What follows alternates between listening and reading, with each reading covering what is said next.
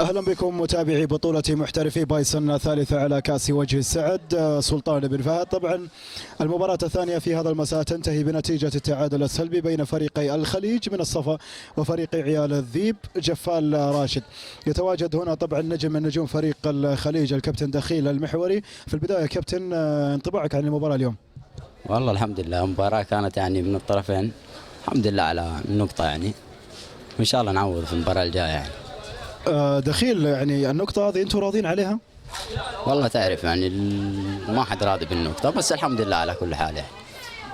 إيش أبرز توجيهات المدرب، خاصة أنكم تلعبوا أمام فريق عنده معدل سن صغيرة على مستوى اللاعبين طبعا في هذا المساء؟ إيش كانت توجيهات المدرب يعني؟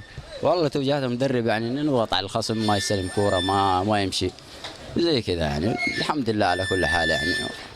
جمهور الخليج ينتظر الكثير، طبعا جمهور حي الصفا بصفة عامة وجمهور الخليج بصفة خاصة ينتظر الكثير من فريق الخليج. ما هي وعودكم للجمهور؟